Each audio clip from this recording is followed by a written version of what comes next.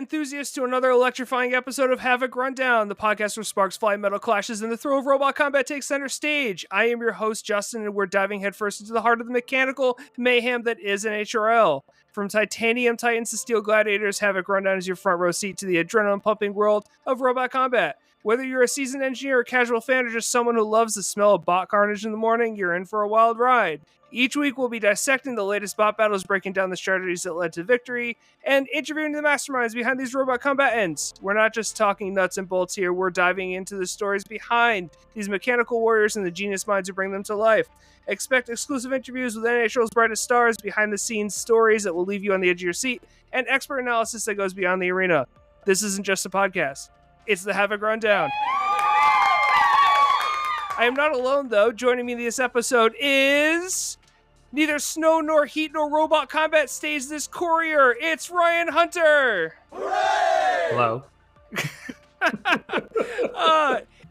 Is that an earthquake or is it just team magnitude? It's Ashley Beckman. Hooray! Don't bring up airbags because it will set him off. It's Thomas Carroll. Hello. We learned that he's definitely part of the mob. It's Tony Baker.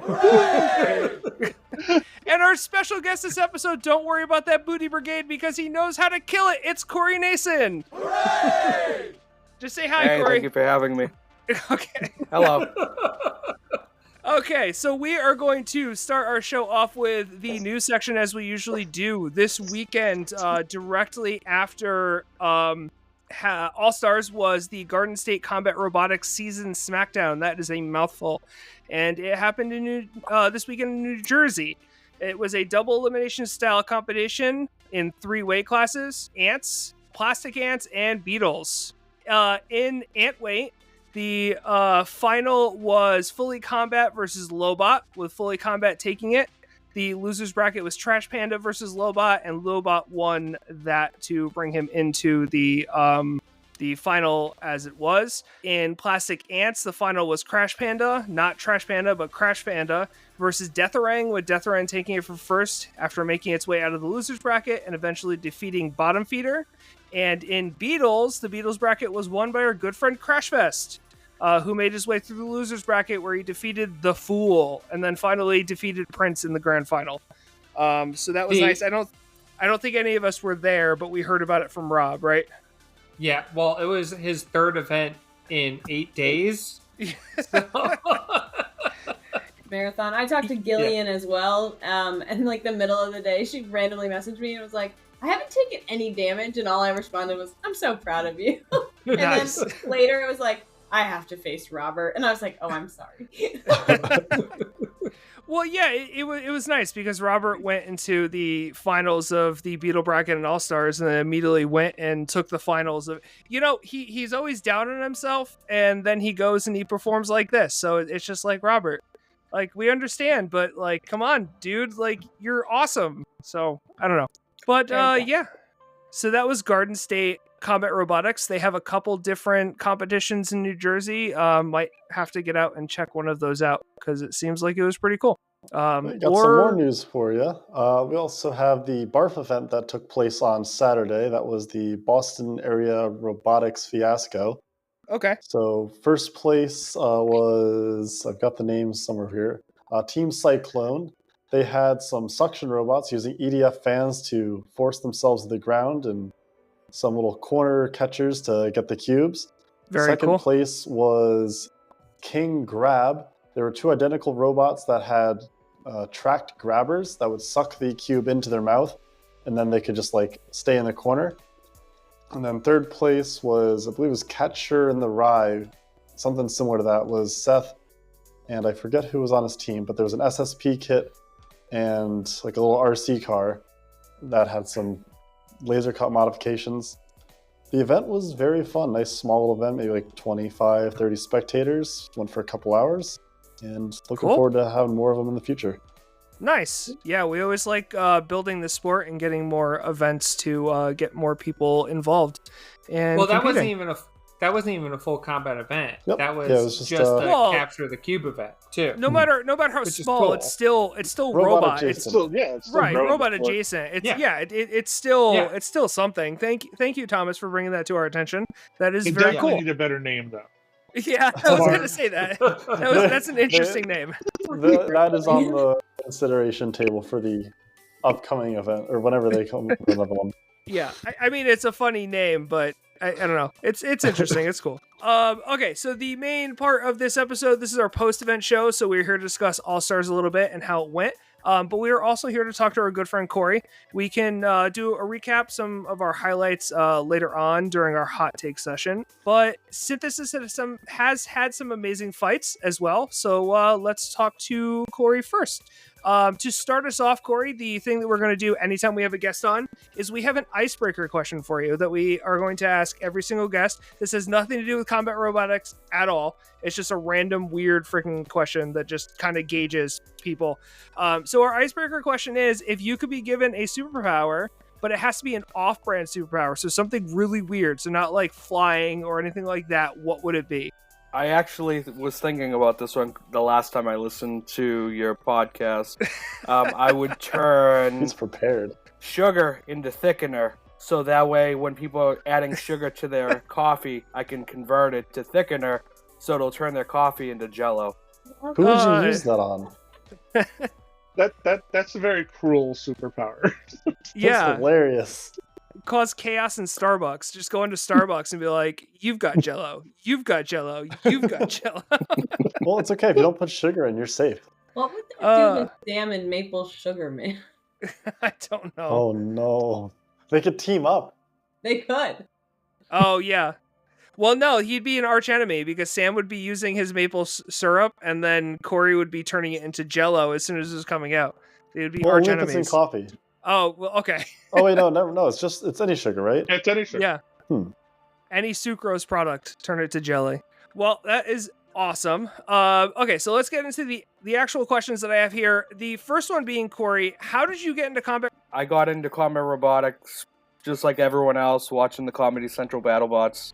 I always wanted to do it, but I never thought I had the ability to do it. The capabilities of making things.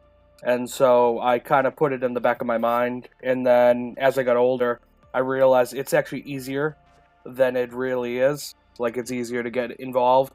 And I started at the NHRL probably right around the time the pandemic started, so 2020. Though I was looking at it in the middle of 2019. So about almost 4 years now. Okay, cool. We know that you have your BattleBot, your Beetle Weight Synthesis, but you also have Synthesis 30. So what was it like scaling up a Beetle Weight to the 30-pound weight classes, and were there any really big challenges with that? It's still a challenge. So physically scaling it up is just doubling it in all dimensions. It's a factor of 8, more or less, roughly. So I can double it in each dimension. The factor that I'm currently dealing with is physically being able to keep it driving for 3 minutes. Being on the larger side, even though it's 30 pounds, it's still a very wide robot. And so it still struggles to really move around. I have some plans for next year, but we'll see. It wasn't too bad. I mean, What are your plans for next year? rather than being cheap, I'm looking at what everyone else uses and spend the money on reliable drive. Oh, okay. There you go. Okay. Very cool. Maybe looking at the new Peter motors or something like that. Yeah, I actually Sweet. have his gearbox right here. Ooh. Oh wow. Awesome. Yeah, that's the Repeat Robotics drive is what I'm using in my bot coming up. So it's very cool. So Synthesis has gone through a few design changes over time. What was that like, and what is the biggest change you have made between version 1 and now? All right, so version 1 started off as almost a direct copy of Emulsifier, with a little bit of my own spin, being a hub motor instead of belting the weapon, but pretty much everything else the same, trying to get a scale of the robot itself. Exposed belts don't actually work in Beetles compared to 30-pounders, so every match I would go into, I would be kicking their butt, and then they looked at the belts the wrong way, and then the belts just walked off the robot. So I would lose drive. The first two events, the first event, it had the hub. The second event, I tried belting the weapon, but the weapon is pretty big, and so it didn't work properly. Still lost the drive belts. Going into after that version, I said, I don't know if I want to continue with this version or not, because it went 1 and 2 the first event, 0 and 2 the second event, and I said, all right, I'm really not getting the results I'm looking for, but I said, I'll give it one more chance. I looked at what the weaknesses were, which was the treads, the weapon. It was there, but I said, okay, I went back to the drawing board. I made it a hub again, but I made it more robust to where it could dish out the hits and not break. But I said, all right, the treads have to go. No matter as much as I want to keep them on, I can't deal with this issue without making it a lot bigger than it already is. So I added wheels. I used Yeti wheels, Matt Lantry. He makes really good wheels. I recommend them. And at that next event, when I went to wheels, I got third place, beating Aluko and losing to Droopy, which ultimately won that event. So that was the major uprise that I said, okay, I think I have something here. And every event, I try to look at what's either failing or not working as well and refining it a little bit more each time. And I feel that outside of the most recent Flame event, I feel that synthesis is becoming inevitable. Yeah, yeah, definitely. Yeah, I mean, like, your biggest weakness right now is flames at this point, because I mean, every time you fight a flame bot, it seems to just like suck in the fire. What exactly happens when you fight flame bots most of the time?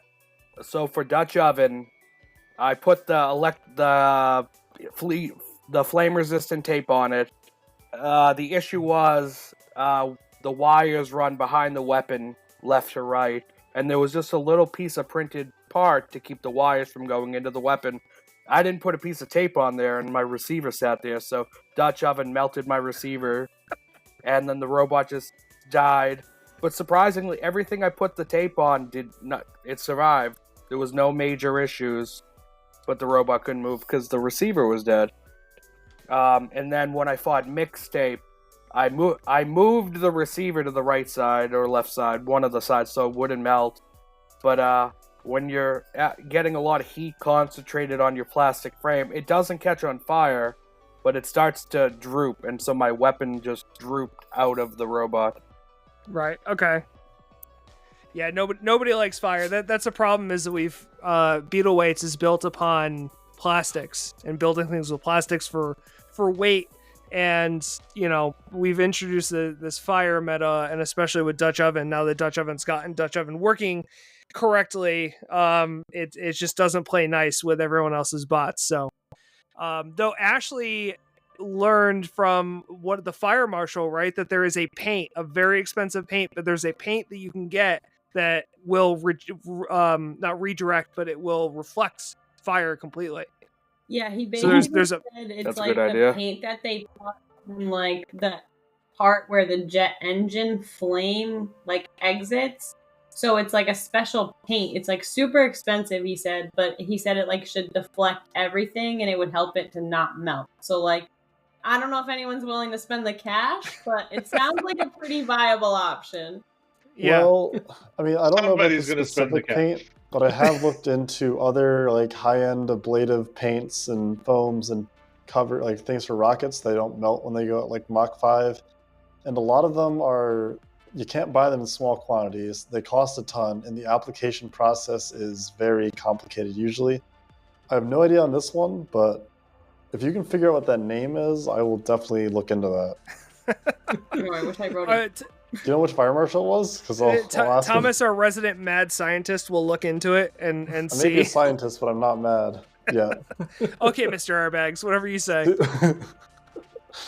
Okay, so Corey, in the design and construction of Synthesis, what key features or innovations do you believe give you a competitive edge? So what is it about Synthesis that you believe gives you a competitive edge in the beetle weight class. So the two aspects that I think really makes Synthesis successful is it's a big robot, but the nice part is everything is pocketed to where if you get through one layer of plastic, you still have another layer and you're hitting a lot of air. So in order to physically get into the electronics, you have to penetrate about, I don't know, 3/4 of an inch. And I'm not going to physically allow you to get that far into the robot. And so even if you get a little bit in, Right. you're still going to have to deal with the weapon. And then making the weapon as reliable as it has been one of the key features of the robot. It being a hub motor, I don't have to worry about belts or anything of that nature failing. And the nice part is the bearing and bracing system that I've incorporated into the hub to make it as reliable as it has.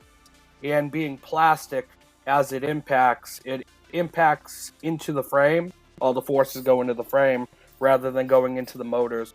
So it absorbs a lot of the impact to where the motors don't really feel much damage. So I think the key feature being plastic, that's really big for Synthesis. Okay, very cool. Yeah, I know you were very excited at All-Stars. You got the weapon to spin loosely enough, like very well. I don't know, you like that, and I remember you showing me the setup that you had that helps transfer a lot of that kinetic energy from the hits into the frame instead of into the motor. So you've done a lot of work to make sure the Synthesis just keeps on getting better and keeps on dishing out the hits like it does. So yeah, that's cool. When you are planning for an event or for a specific fight, do you lean on strategy? And if so, what kind of strategies have you deployed against opponents? As far as planning, I always like to have 2 complete robots because with a quick turnaround, one of my saving graces is having 2 robots to where if I'm getting called, okay, I have 1 robot ready to go. The other one I can work on while I'm waiting to be called up. As far as strategies, being a vert, it's either, okay, I put a wedge on for horizontals, or if I'm fighting a vert, I'll have forks. I find no matter who I go in against, I find the strategy of never giving that opponent a chance to regain their footing, it always kind of benefits me. Like, most recently when I fought Monkfish and I fought Silent Spring, being up in their face consistently didn't allow them to re-square up, to re-engage with me, and I feel like that was a big strength that I have. But as far as strategy, I'm not trying to plan anything. I don't want to overthink things, basically. I want to go in, keep to the plan. As long as the plan is working, keep with it. Right. Yeah, it's you're very good at smothering, and an awesome part about that strategy, about that plan, is that as soon as you get them on the wrong foot, if you stay on top of them, it's very hard for them to get back on the right foot. Especially opponents that need some kind of spin up time or something like that. They're always trying to recover. They're always trying to get away. And if you can not allow them to do that, it's always a good thing because it throws them off of their game. Which again, we saw with Silent Spring. I mean, you had JMO off his game that entire time. Yeah. You also had Ashley screaming in your ear. I don't know if you heard that the entire time. I don't tend to think that it helps people when I'm it. fighting. Chris pointed out best when he did the Behind the Bots interview. When I'm physically fighting, I don't actually hear anything. Literally, I'm so in the zone with the robot. It becomes to the point where you could literally be standing in my face screaming. I'm still seeing only the fight and what's going on. So it's like I zone everything else out. Yep, tunnel vision. Yeah, that's cool. Do you have a way you get into that mode, or does it just automatically trigger when you start fighting? Do you have to listen to music to get into the mode? What is it? So when I'm preparing, I'll listen to something like light and upbeat. Like I'll listen to some like ska or reggae or something. But I feel like as soon as they say go, I feel like I'm having a consistent heart attack for 3 minutes, and I start, and then I just zone in on the match. Basically, is what happens. I don't try; it just happens. Nice. Okay. That's really funny because I didn't picture when I've seen you with your headphones on getting ready. I did not picture like ska. That's not what I would have thought. thinking that you were gonna say.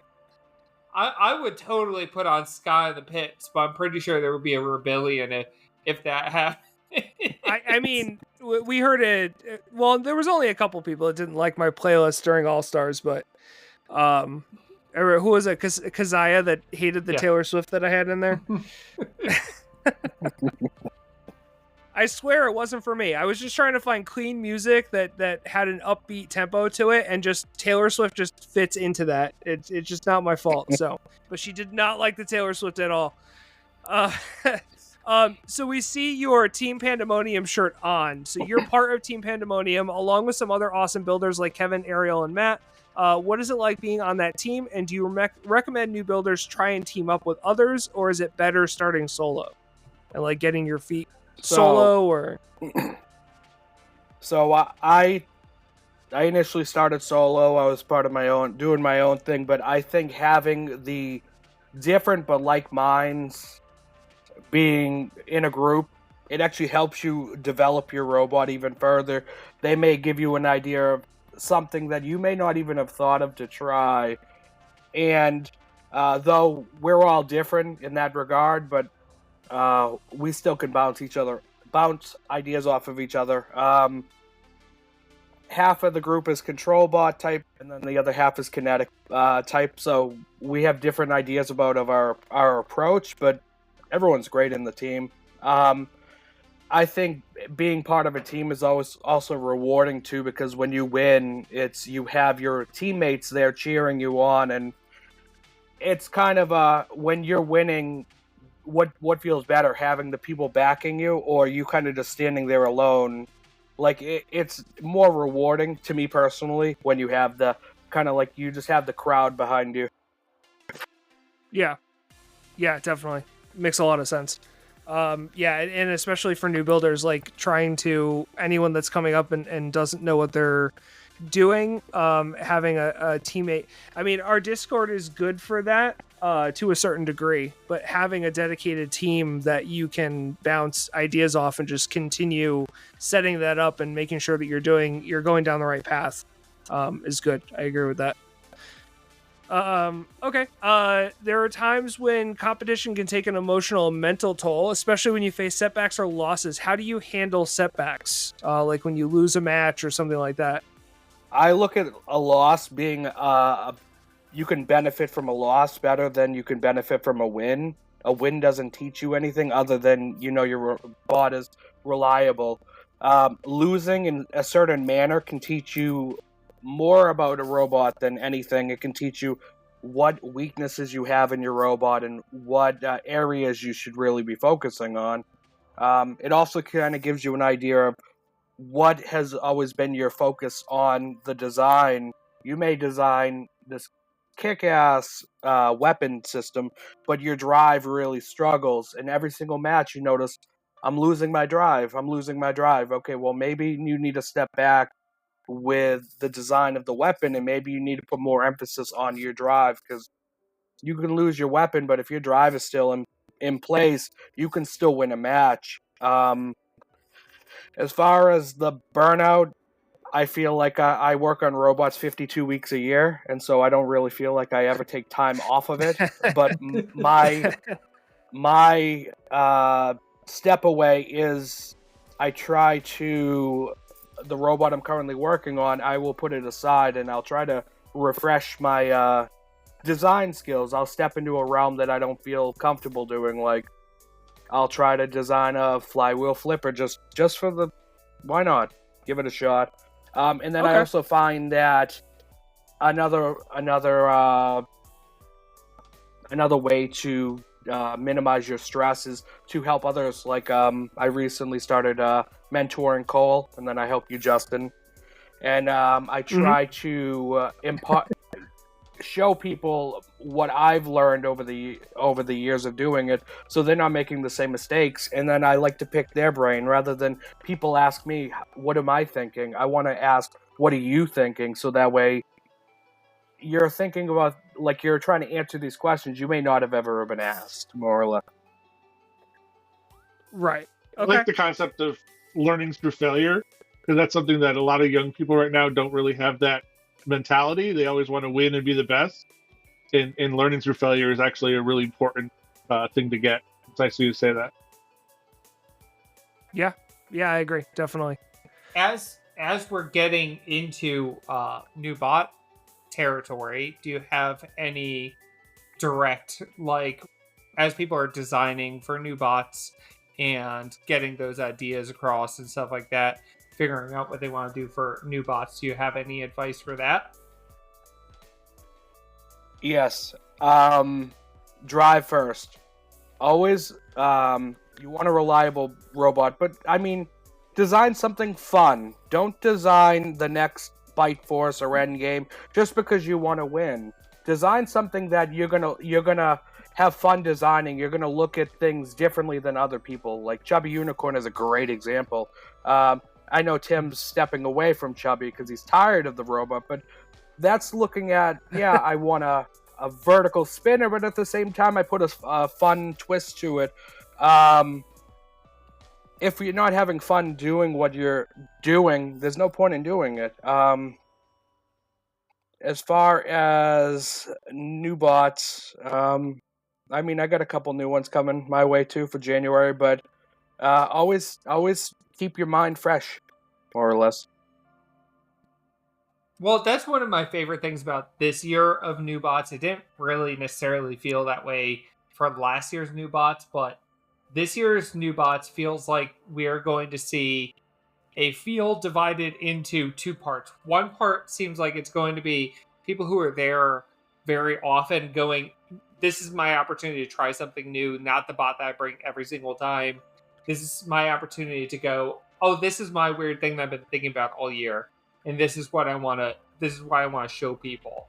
And then the other half is all the people who are coming into it for the first time, who are trying it for the first time. So I think this new bot event, I'm very excited for it, not just because Justin and I are registered for, are going to register for, I should say. As going to try and register for. Yeah. Well, I'm very excited to see what is going to be there, because I feel like it could be half a very competitive field and the other half just like really cool, seeing people who are just coming into the sport and just seeing it for the first time from the builder perspective. I think it is my favorite event of the year. I'm very excited for it. Yeah. I just hope there aren't too many people that just give their robot to another driver Yeah. and say it's a new bot. Yeah. Yeah, no, that's I mean, there's people that skirt around that, so, but we'll see. There's quite a few builders I've seen that have given new ideas and have new bots that they want to bring. So it'll be interesting to see what shows up. Like Ryan said, Ryan and I are currently designing and are planning to register if we can get in before that 96 fills up. But we'll talk about that next episode when we go over the new year. So you're one of those builders that always has a post-event analysis and can usually pinpoint what went wrong when something does. Can you take us through the process and how you assess the performance of your robot and strategize for future improvements? So you kind of talked a little bit about this. This is kind of something we were already talking about. But when you assess your robot, what does that process kind of look like? What do you look for when you drive your robot? Like, what may be wrong? What kind of things can you look for? Like, if you were to give someone advice on how to improve their robot, what are the things that they should look for when they're fighting, like when they're looking at the robot? First things first, in order to safely do this, I actually built a full-size test cage in my basement. So it's 8 foot by 8 foot by 4 foot. So I can actually get that full arena stretch of the wheels, more or less. I have, when I'm driving the robot, I know how the robot should be driving. And then if the robot is not performing as such, that's when I will strip the robot down. I'll see what's going on. Same with the weapon. I know how I've been dealing with this weapon for the whole year, and so I know how it should be performing versus how it shouldn't. The biggest thing too is I have a notebook, and what I'll do is I'm keeping track of like, for example, I know every single event something's going on with a certain aspect of the drive or a certain aspect of the weapon, and so I'm tallying it up, and then as I go back after each event, I'm methodically trying to look in the computer, okay, what is going on? How can I change it? Even though synthesis doesn't look any different going from one event to the other, it may be something as simple as shaving the material back on the inner aspect of the upright, so that way as it's spinning and it takes a hit, it's not going to be rubbing. The event prior, it may have rubbed. This event, it may not. But it's the smaller refined details that make a robot good, not just these motors aren't good, let me change it out for something entirely different, because now I have to have a control how it should perform, more or less. By keeping everything consistent, then you're able to gauge and have a solid metric of what your baseline is supposed to be versus what it is after an event. Okay. Corey, you are, what do you do for work again? I'm a nurse. So I find it really cool that you are a nurse, but at the same time, like, you have this very methodical way of thinking. You sound like an engineer when you describe how your bot works and how you're iterating and how everything's going in your head. Did you think about being an engineer at some point in your life? Or is that just something that you came upon through combat robotics? So prior to nursing, I tried doing the whole mechanical engineering field. I did some college, however, it didn't pan out how I wanted it to, and so as I was getting towards the end of the program, there wasn't really a career lined up, and my mother said, go be a nurse. And so that's kind of the turn I took. However, I feel like I learn more from the people around me, like talking to Brandon Bennett Young and Jameson Go. I feel like I'm not changing into them, but I'm being influenced them by how they look at things to how I look at things, and it makes me not only look at the bigger picture, but they teach you to look at the smaller picture, about the smaller fine details. And I feel like just over time, my analytical side has grown because of the community and the people you surround yourself around. So a little bit on that question too. Beyond the technical aspects, just because we're kind of builds off of Ryan's question. What personal qualities or skills do you believe are crucial for success in robot combats? So what do you think a person? What kind of skills and qualities do you think they have to be successful in robot combat? What qualities do I think? Well, I'm gonna make it into a two-parter. What qualities do I think you need to have to be in robotics? 0. I think anyone can physically do combat robotics. I don't think it should be. Well, I'm not a mechanical engineer, so I shouldn't step in. I mean, your guy at Shaw's can do combat robotics just as good as the guy working at Boston Dynamics. They may do it differently, however, it shouldn't be that you need a degree to physically do it. However, as far as to be successful in combat robotics, I feel like the time you put in is the time, the preparedness you will get out of it, Being that I'm consistently doing it, my preparedness, I feel, is up on the top of the list. I don't ever feel like I'm rushing around, and I feel like the people that they get ready the week of the event, nothing against them, it's just I feel like I'm rushing around more when I'm doing all the prep and everything the week of the event, rather than doing, I'll do about an hour here, an hour there, rather than let me do a 16-hour session of getting everything ready, because you may be so tired you overlook something. So I think just kind of doing a little bit here and there is a lot better than doing everything all at once. I think that's kind of what helps me perform. I think qualities. I was more like persistence, which is kind of what you touched on, like human qualities, not like degree qualities, but yeah. You kind of did like the persistence, time management, like that kind of stuff makes you successful. I think that's kind of what you were touching on there. So we know that you are a huge prominent mentor in this sport, always willing and able to help anyone who needs it.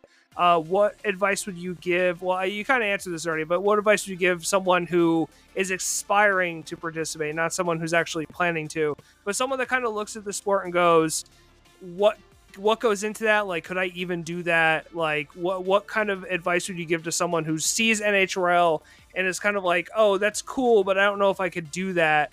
What advice in terms of building robots and navigating the competitive scene would you give a person who is kind of like thinking about it, but hasn't really stepped foot into it yet?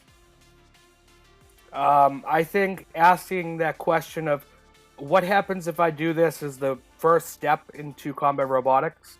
What happens if I put 2 weapons on the robot? What happens if I put 3? That's a great start. And then utilizing the resources that are out there.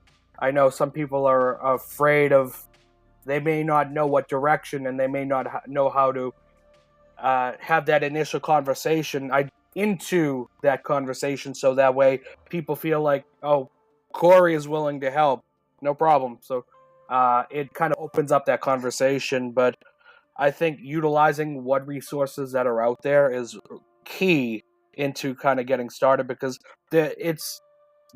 you have Senka Sen, CNC Madness, you have Team Alice's printing services, you have Repeat Robotics, you have Just Cause Robotics for motors.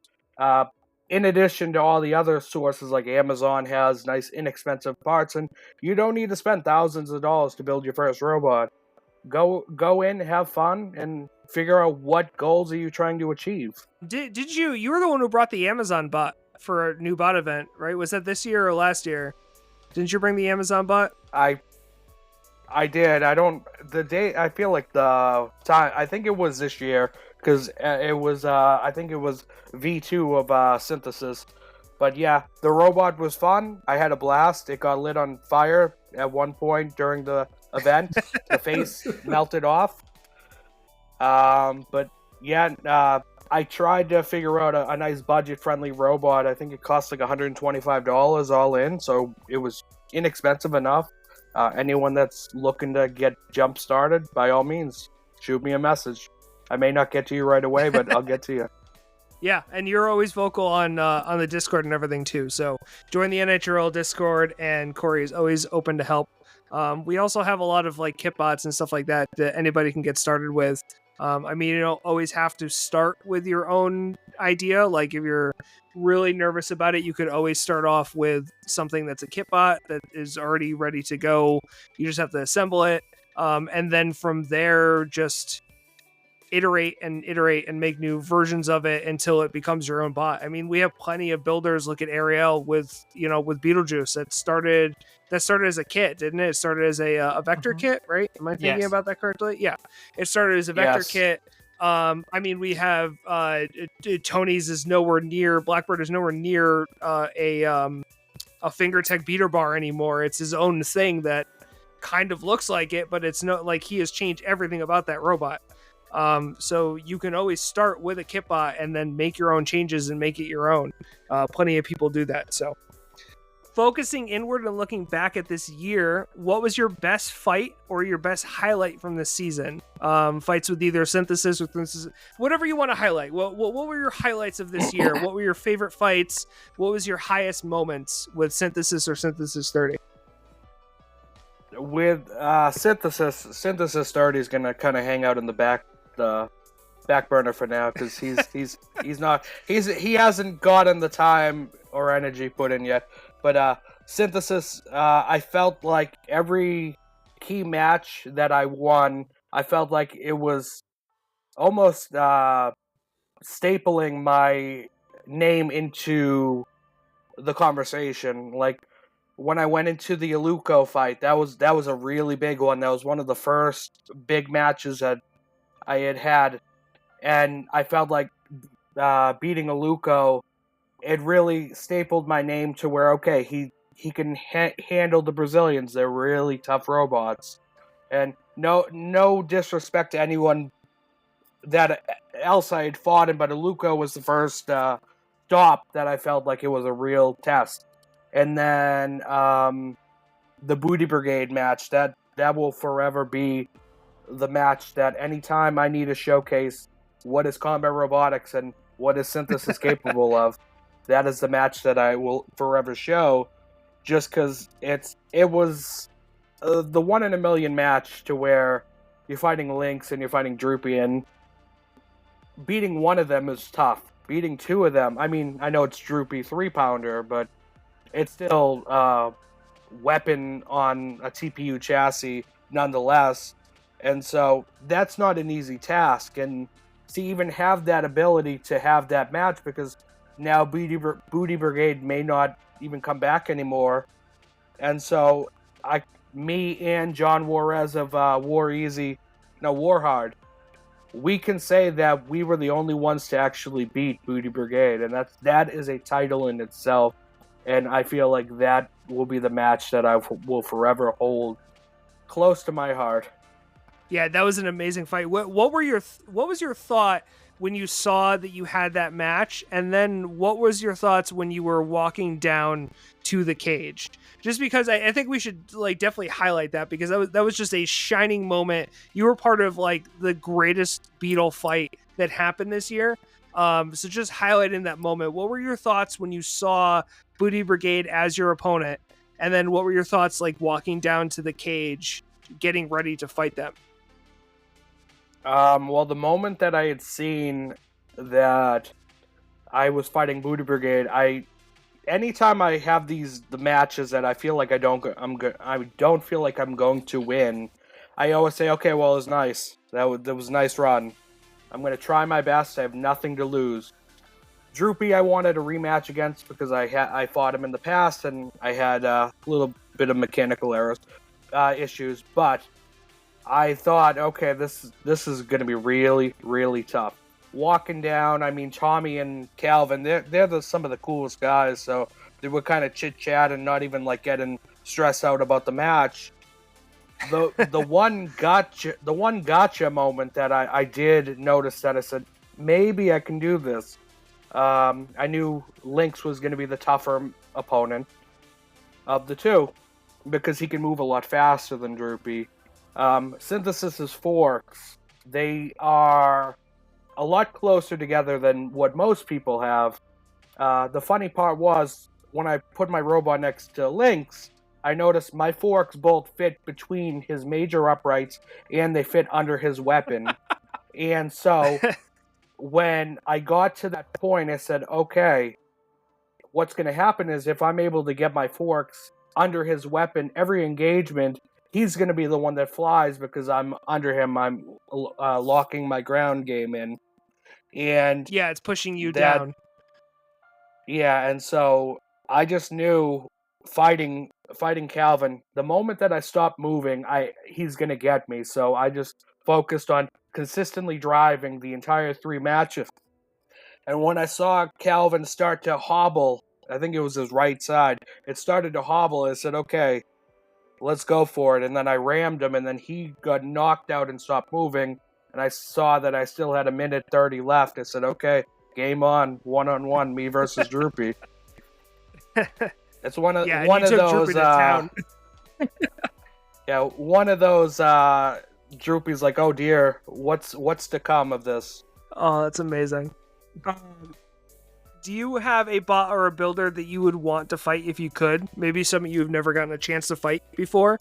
Like, is there a bot or builder that you would dream to fight if you could set it up? Anyone. I want Synthesis to be able to fight every single person.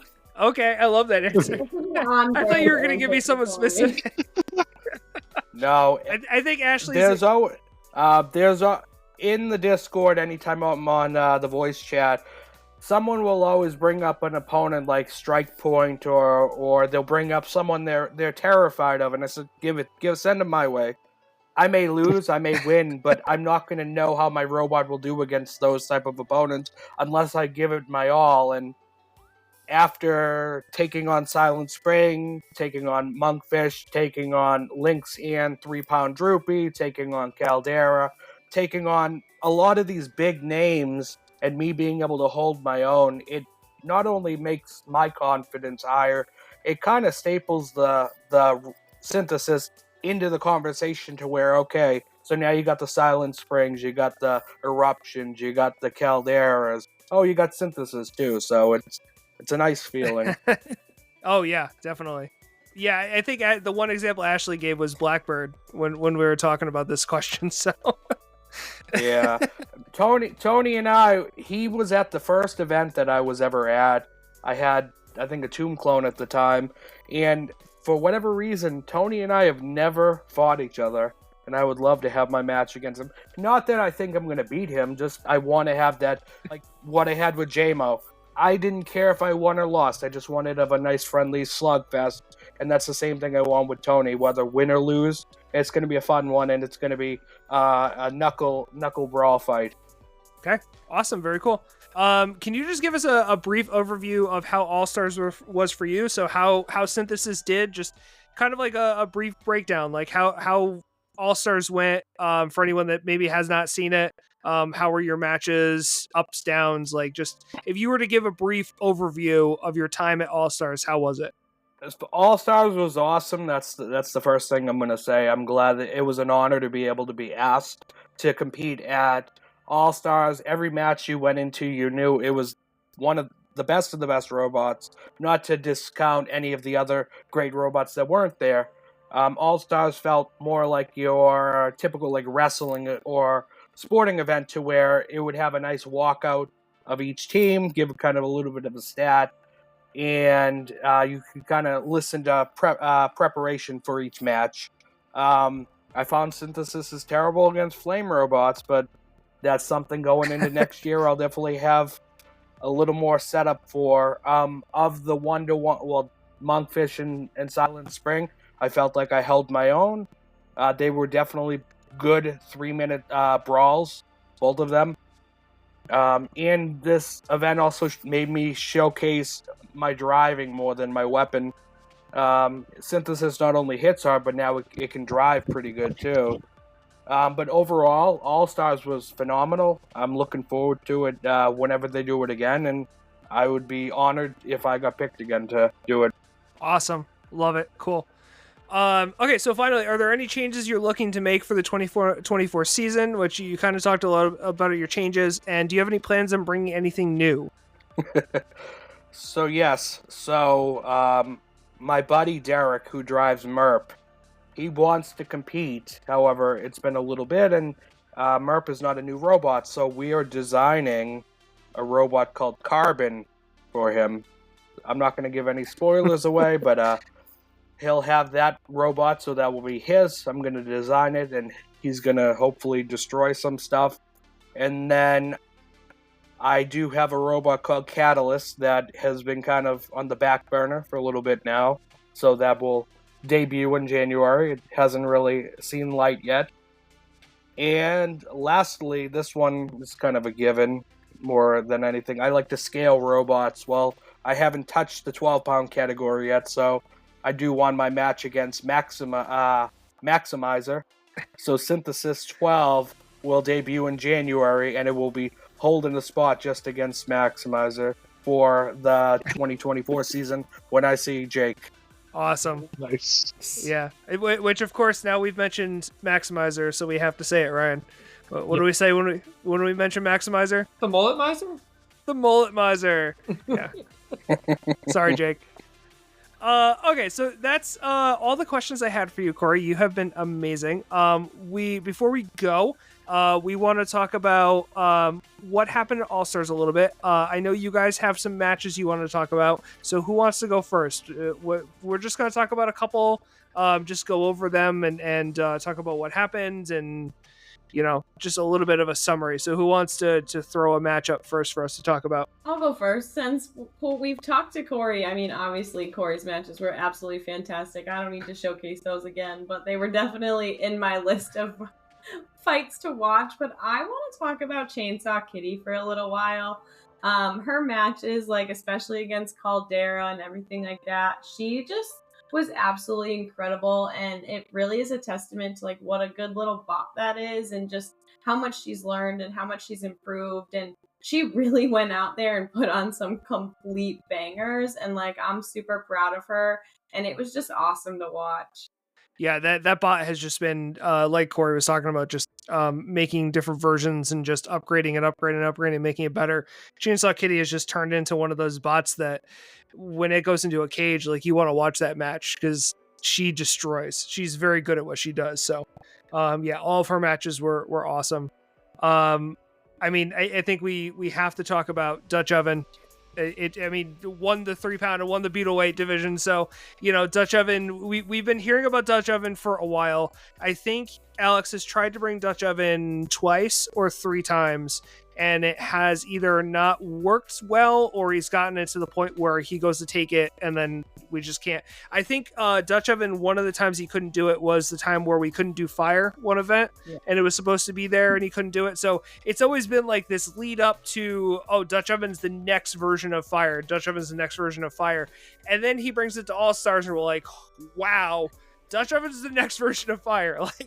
So, yeah, that bot can melt. It's pretty insane what it did to our cages. And of course it won the Beetleweight division, beating Rob in Crash Fest, and just an amazing feat of driving on his part. So, and Crash Fest was technically still alive at the end of being burnt for 3 straight minutes. Technically 6 if you count like the match before it. Yeah. Crazy. Yeah, it's they call it the Immortal Crash Fest, I think, is like the meme with Crash Fest too. So because it just doesn't die. But yeah, he put on a driving show, getting out, and I mean at certain points throwing Dutch Oven against the wall. Dutch Oven just had enough fuel and had enough to burn. I don't know if you saw the moment at the end with when he had the shovel and he was going like this and he was pushing the shovel against the wall and the shovel was actually like completely bending on itself. It was very sad. Do you think this is the year of the flamethrower meta? Because here's my 2 thoughts on it. I know we were talking about matches, but I want to talk about this for a second. The flamethrower meta right now is really interesting, I think, because that's something you really shouldn't get into as your first bot. It's really not something you should really get into until you're in like probably your 3rd or 4th bot, really, when you fully understand what's going on and how to be safe with it. And there's a lot of people in the sport even that I would be like, I will never trust you to have flames. I don't trust it because I think you're going to shoot the flames accidentally in the pits, or we're going to hear about the first house fire caused by a comet robot. Like, it's such an interesting thing, but it is super effective in the field. And there's not much you could really do about it except for measures such as the tapes or this mythical paint that we're now talking about or anything like that. It's really like a catch-22 because like I don't think in January we're going to see like 15 firebots. I think maybe during the year every single event will probably have maybe 4 or 5, but to get to I don't even think that much. No, I do. Exactly, I think we're going to have more and more of them. Yeah, but you think so? It's just an interesting design to make, and I don't know. maybe people will go through the trouble of making them. But again, like Ryan said, like it's just one of those dangerous things that we're just going to hear, oh, my house burned down because I was trying to make a fire robot. And then we're going to just all feel really bad. Like, I don't know. Well, you got to remember, they also added in the rule that the weight of the fuel doesn't count. So that's going to be... No, just for airtight fires. I don't know. Most add a fire as well. Yeah. I think it was just like compressed air and stuff. Oh, I don't know. Are we gonna see more pneumatic flippers too? I hope so. I'm here for it. I'm here for Booster. But in going back to matches in some of the large pound weight classes, I wouldn't be me if I didn't focus on Team Honeycracked. Everything that Honey Shock and Buzzkill did with this event was absolutely incredible. I think it was the final icing on the cake in what a good mentor Zoe is and how much that program has grown this year. And then, of course, my biggest hats off to Brandon Bennett Young of Vorion for taking home the Platinum Dumpster. He put on a complete showcase this week, and it was just so much fun to watch. He's such an incredible builder, and no one is more deserving than Brandon. Yes. I second that, definitely. And of course, if we're talking about winners, we have to mention Cthulhu won the 30-pound. Coakley Brothers, I mean, they have one mean horizontal that just destroys everything. And they were back I feel in the so shop, bad. like the next day, ready to go, getting ready for new stuff. So like their grind never stopped. Like big shout out to that entire family. They worked so hard, and I know Scott was so pumped for them. So yeah. Well, I feel bad because I feel like the Brazilians always come and they always get like this close, and then they just don't. And it's I don't know. I love the Brazilians. I love that whole robot scene in Brazil. So, it just goes to show you like how competitive NHRL is. So, but so that was if anyone again you're watching the rewind the post show, I would hope that you went back and watched the 3 nights. But if you didn't, Dutch Event won 3 pounds, Vorion 112, and Vorion 130. Vorion 130. I don't know why I keep on switching those because it's the same thing when I talked to Amber. I said the same thing, and then Cthulhu 112. So yeah, those were amazing matches. We also had some YouTubers too. That was fun. Oh, yes. Let's talk about the YouTubers. Yes. The one YouTube fight. The one YouTube fight. Fantastic. Yeah, the one YouTube fight I want to talk about is Thomas's airbag. Can we talk fight. about how you gave them the airbags to Thomas? Yeah, like I need the whole part. So after Tuesday, I don't know why, I was like, I should bring the airbags that I have laying around and see if the YouTubers want these, because they just made a hot dog robot. Why not? I just have airbags lying around. Let's take that. Yeah, that's just I know. I was gonna mention that, Tony. I was gonna be like, the airbags I had lying around my house, the airbags I had in my airbag drawer. Like, they're on my airbag shelf. It's just random airbags laid out on the floor that he has to avoid walking. Yeah, so I just have my random airbags from my airbag shelf, and I think, okay, I should bring these to the YouTubers. So I'm just at the desk, and Michael Reeves is just sitting on the couch. I'm like, yo, Michael, I got a present for you. He's like, huh? So I tell him about the airbags. I'm like, yeah, just this is how you don't kill yourself with them. He's like, okay, just put them somewhere and we'll come back. So then at some point, Aaron picks up the airbags. They make this wonderful like clamshell flipper with the Sussy on it. And during the match, they got a wonderful flip on Lil Rip, which I later turned out was completely unintentional, as the impact of the weapon from Lil Rip caused the airbag to go off. Which is funny, because that is how both of my airbags went off in the matches that I fought. Now, before the match, I was asking Aaron, like, oh, how is it wired up? Do you have, like, dual setup? He's like, yeah, we have 2 relays on there. You have to flip 3 switches and cut this wire, and then you have to press these 2 buttons. I'm like, oh, okay, this is great. Aaron knows exactly what he's doing. And then I hear that it goes off by a hit, and I'm like, well, I mean, like, he knows what he's doing. It was a safe robot. Like, it's only you have to have a hard impact. I was thinking, like, maybe, like, he would have flipped the relays in different directions. He might have, but this is something that I just need to ask him about, because if I ever want to put another airbag in the arena, this seems like a problem that needs to be overcome. But So in I other was words, very happy with the performance of it. so what you're telling me is the airbag actually worked as it's supposed to work because it got into a car accident It went off. with Lil Rip, They got and into it a went car off. accident. So technically, Lil Rip should just call its insurance because it's totaled now because the airbag went off. So it's fine. No, Saucy Amogus needs to call their insurance because their airbag went off. And Yeah. Lil Rip, that was a hit and run. Oh yeah. So we have to arrest Anna, right? That's it, Oh yeah. Also, shout out to Anna and the team for unsticking the airbag out of their weapon. Yes. That was. I don't know if you saw It the did- chat while that was going on, but Zach was having some Vietnam Oh my flashbacks. god. He's like, his posts were very, very wonderful during that. Also, getting like 15 pings right as the match was loading in was fantastic because everyone was like, "This." This is going to be insane. Oh, I it was told more than some 15. people- It was a lot. It was more than 15. Everyone was adding you, Thomas. Everyone was tagging Including you in the Thomas. chat. Even I at myself. Jimmy added me. Yes. It was great. Well, that's because Jimmy was sitting at the desk and we were all adding you and everyone was adding you, so he just did it too. Okay. I've left my mark.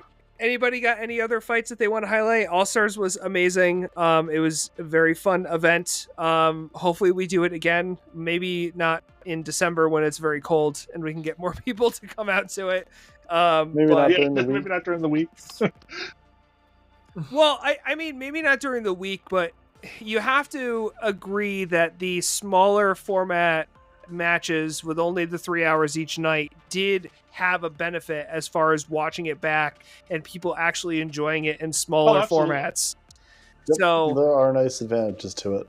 But like Yeah. Friday, Saturday, Corey Sunday would have just- been nice. Yeah. Corey, as a builder, how was it for you from the builder side? It was nice because I was able to communicate and hang out with people. However, it was also like you sit all day getting ready, you have your one match, and if your match goes terrible, you put you in a really bad mood to where I just sat here for 6 to 8 hours, got my butt kicked in, say, 30 seconds, and now my match is done for the day. But at the same time, like I said, it's nice having that, oh, I'm not just working on the robot for the next match. I can go and chat with Jim. I can go hang out with the Omega team or something like that. So it opened up for socialization, just the physical matches. It was good overall, though. I was happy with it. cool. How was the bot soccer? Were you able to give that a try? I didn't actually even know I bot don't soccer know. was happening until Thursday. I saw the arena for it, but I didn't even know. I don't think a lot of people got a chance to look at it, Thomas, unfortunately. It was I know the super fun, Copies though. played I it, had a and they were blast. like, "This needs to come back." Yeah, there was a lot of spectators that were up there having fun with it. So I hope it returns to future events just for people to play Yeah. with. yeah, well, yeah. I mean, next time maybe we'll put it downstairs and in the little area where the games and stuff are. So, but yeah. So the summary: All Stars was awesome. Those were the fights that we highlighted. There was a lot more. So if you have not seen the streams, please head over to the NHRL YouTube and check those out. They're only 3 hours each. Not that bad at all to sit and watch, almost like a really long episode of a TV For show, any sporting event. which is kind of, which is kind of the idea. It's like a game of baseball before they put the pitching clock in. But we're not going into that right now. So that was the episode. Thank you so much, Corey, for being on. It was amazing to talk to you. It's amazing to see you at events. As always, we always have a lot of fun together. And it's going to be amazing to compete against and with you in January. So, Sounds that'll be good. cool. And that, my fellow bot enthusiasts, wraps up another thrilling episode of Havoc Rundown. We talked a little bit about All-Stars. We talked to Corey about his background in robotics and what it's like for him to compete at NHRL and what makes him tick a little bit. Before we sign off, a massive shout out to our incredible listeners. Your passion for robot combat fuels the gears of this podcast, and we're grateful for each and every one of you. As we power down now, remember to subscribe, rate, and leave your comments. Let us know your favorite moments from today's episode and share your thoughts on the world of robot combat. We love hearing from you. you. Stay tuned for more electrifying interviews, behind-the-scenes insights, and latest from National Havoc Robot League. Until next time, this is Pit Control Crew signing off from the Havoc Rundown. Keep the sparks flying and may your gears always turn in your favor. Say goodbye, Bye, everyone. Goodbye, everyone. For now. For now.